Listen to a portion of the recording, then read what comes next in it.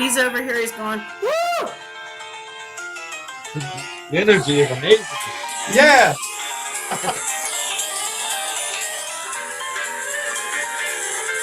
God, I love his energy. Oh yeah. Mm-hmm. And he's here and he's thrilled to be here and he is in the same exact glory he was when he was on this side of the veil. He, in my honor, he's dressed in purple sequins because everything around me is purple. I love purple. And he presents himself in his 40s and his hair is perfectly coiffed. You're welcome. Because I just told him he has great hair. And he's just waiting. He's got his rings on. Oh yes. Yes, and Well, I just told him telepathically that what an incredible talent and how much I enjoyed him even as a kid when he was here, and he said thank you. And he's honored to be here, and he loves yeah. to talk to you too. Well, first of all, thank you for for being here with us and letting us start this little interview. Um, I guess I'm gonna start with he lots of openly gay men in history during his time paved the way for Bubba and I and other LGBT community today. And do you regret not being open with your sexuality back then and being a part of that on Earth? He says, I don't regret anything that I did. Even though I did not come out at the same time that others did, there was no denying who I was when you looked at me and when you heard That me. is true. You had no doubt in your mind when you were within my presence and in my energy that I was nothing but a homosexual man. That's Absolutely. I right. just did not Absolutely. feel the need to shout it out loud to anybody and cause some waves. Later on in my career when I was set and very confident, I'd been more likely to have made some waves. But by then, everybody knew. What was I going to say that was different? Yeah, correct. Right. It makes sense. Um, the movie about his life story, that true life story, does he feel it was accurate? And if not, was it embellished in any What way? part was Yeah, embellished? what part was embellished? He says, when anything goes to TV or to movies or whatever, there's a certain bullshit level that you have to tolerate because they're going to want to draw interest into the Correct. story. For the most part of it, it was accurate. But I will tell you, he's talking about the part in the end where his partner. Uh, Right. he says that part was embellished. Everybody wants to blame him and point fingers, and in the end, that really is not what took over. And the other part he's talking about is money. Yeah, that's one of my questions also to him. The movie portrayed him as someone who couldn't find true love, like, and every man that he did meet, like he was used by them, like he felt used by them, but in the same time, he gave them so much, like it was almost like a dependency thing for him to be in control and give so much, and then he didn't feel appreciated. Um, does he feel that was true the way it was embellished? I mean, does he feel that they were accurate on that? Yes, very much so on that, and that was the whole point of my life is that I just didn't appreciate myself. So I gifted myself with everything because I could. And that's what I did in these relationships. Because I couldn't feel it within myself, I couldn't attract it. That law of attraction definitely works. I attracted what I put out there, if you notice. If I Hmm. had only reached my part of the journey where I was secure with myself and loved myself, then I would have attracted the same. And did those lovers use me? Well, I can't use that word. I won't use that word. It was an equal and opposite share of energy, to be honest with you. I just had the capacity to give them wildly expensive gifts, and that drew attention because it was a lot of money. I feel like I feel like you and your lovers needed both the same and equal things. Like you needed to show that you could give to them, and they needed the love from you. So it was like it worked.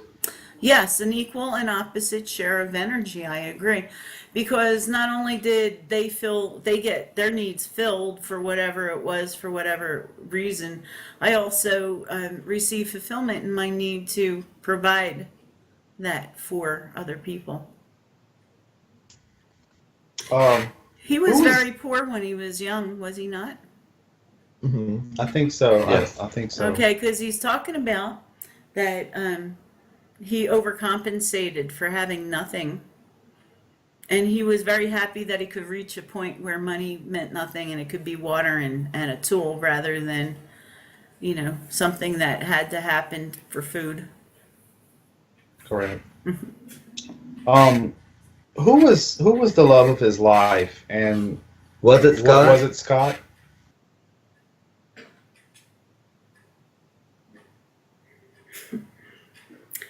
Funny thing is, he's gone. Oh gosh, I'm sure Like, there were several that were beautiful that he loved. he says, I was the love of my life. Um, Great. I wouldn't call any one of those dalliances or relationships or partners the love of my life. That's what I came to this earth to realize was I was the love of my life. Nobody could do that or Yeah, replace that for me. I can understand. I guess when him giving so much, being codependent, it was probably hard for him to see if there was actually a connection there that didn't involve the money. He said he was very aware of it, but he says, like I said before, I had so much money, it became like water or nothing, and so available that if that's what made them happy, it really didn't hurt me. And if it made them Yeah. happy, then I got good sex. What did I care? True. Um, what was his favorite? What was his all-time favorite ensemble that he performed?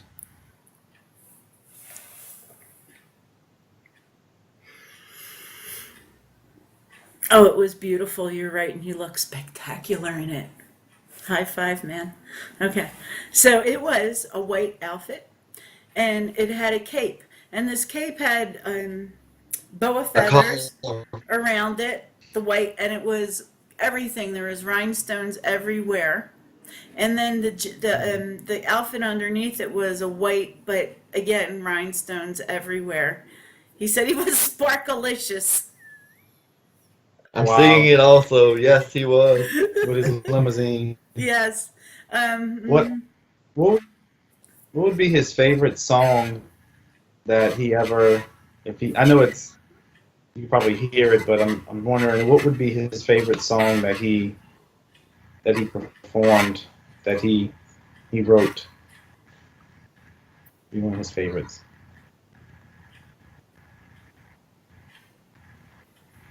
again, he's like got so many he's trying to choose. And so I don't know if he wrote this song, but he keeps playing this over and over for me. The falling leaves, la la la la la la, fall past your window. And then the big la la la la la. And I apologize to everybody for singing. But Sounds amazing. I do not know the name of that song. I think it's called The Falling Leaves, but I don't know that he wrote it. But what he's saying was, is that he channeled and he just, it was that piano riff that did it for him. Hmm. Wow. Yeah, he was amazing on the piano. I think his mother made him play the piano as a child, like forced him to until he became like a perfectionist at it. So Which he was a perfectionist at a lot of things. he's showing me one of my good friends, and she had a rough childhood, and her mother, till the time she was like 12 or 13, would say, "Take a nap," and she'd be like, "I just," and Baby. to this day, at almost 50 years old, you know, because her mother said, "I don't care, face that wall and go to sleep." If she lays down and she faces the wall, she goes to sleep. So with his mother doing that, it was exactly the same. You know, so while it started out to be a harsh thing, he found comfort and Yeah. joy in it. He says, "Lucky for me, I took to it like a duck to Yeah, water." he sure did. He Yeah. sure did. How was how was his childhood? Poor. Well, He just said, "Piss poor." He says, he's I admired my mother so very much. Yeah, Her and we. I were just the yin and the yang, and you know what? That was my soulmate. That's why I never truly found Oh, life and love like that I felt was my soulmate and another man or woman for that matter because it was my mother.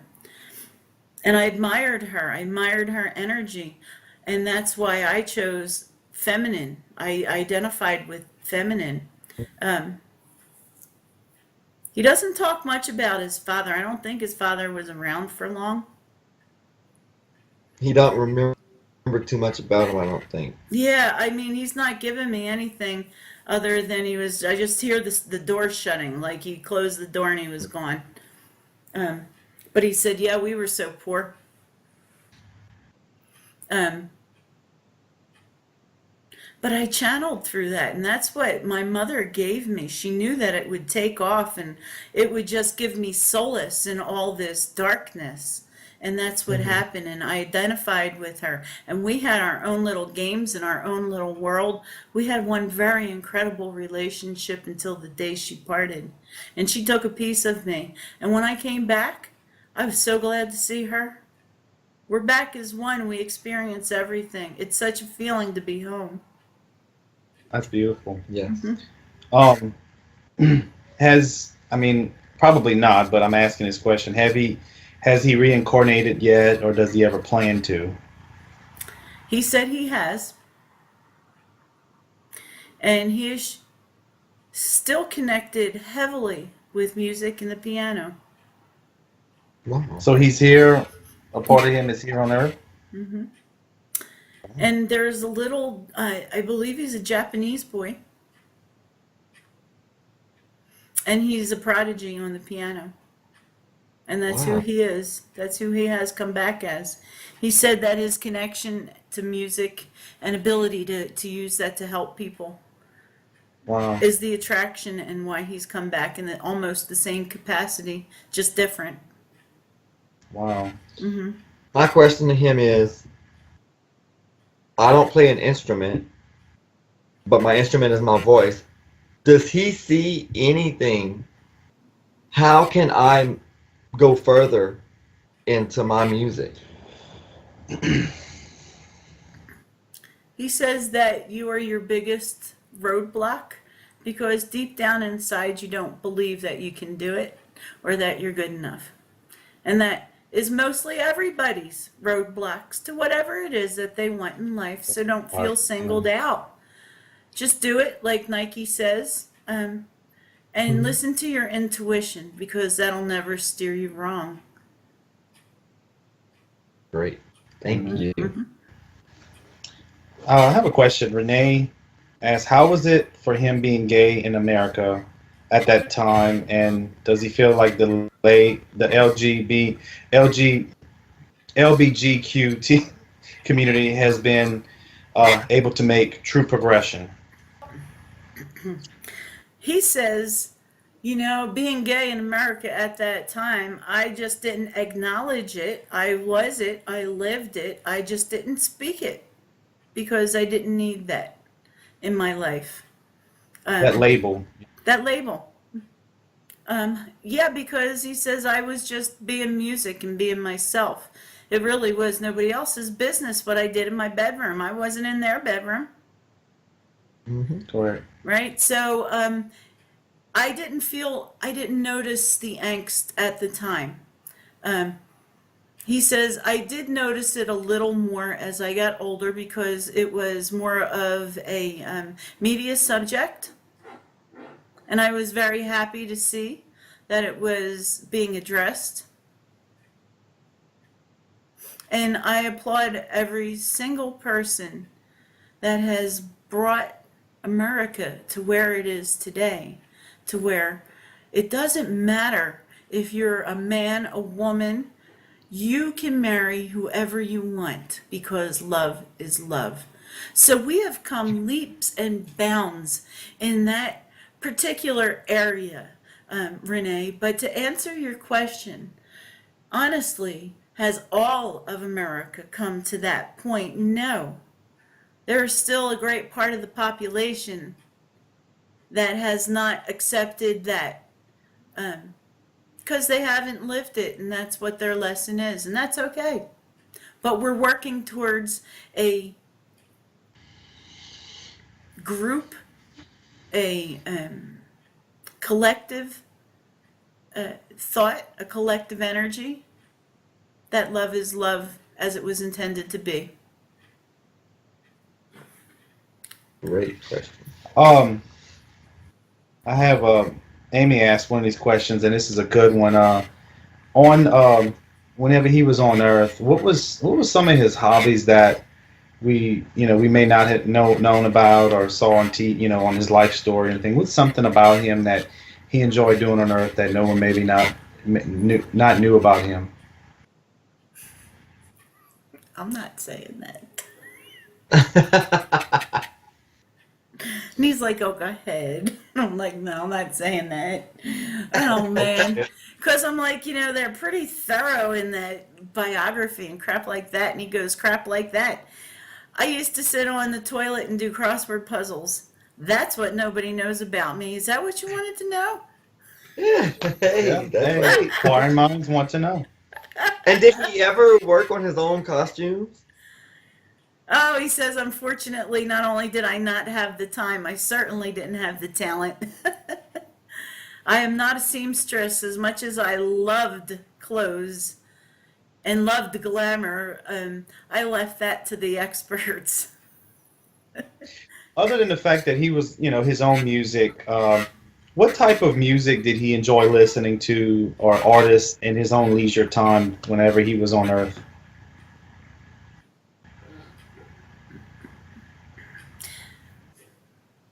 So it's quite a broad range of music that he's Okay, playing in my head, but I hear Mozart. Mozart was, classic, yeah, classical music. awesome. Do we have other questions? And I think Yeah, that we have one. What has he been doing lately on, on the other side? who's that? Leo. Yeah, Leo wants to know this. I already asked about the reincarnating, but he just wants to know what is he up to now? I guess he's spending time with his mom, but what else is he up to? So he says, while I have reincarnated here, it doesn't mean that Yeah. millions of versions of me aren't there experiencing everything all at the same time, because in essence, that really is what happens. Mhm. Your higher self, the soul part of you, that's the part that stays in heaven, communicates and communes with that side, my mother, all of my peeps, and the part of me that has come to earth is always guided by my higher self.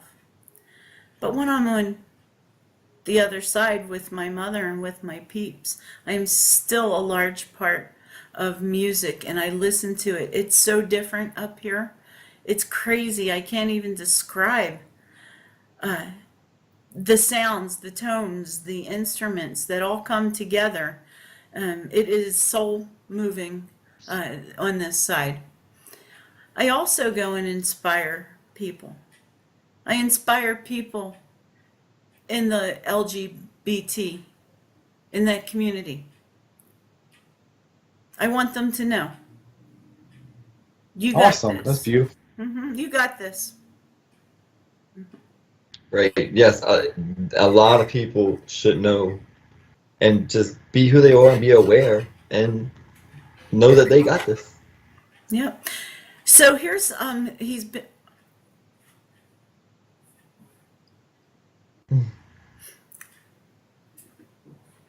he's really close, and he's holding my hand for this one. Okay, he's being extremely profound, and here's what he says.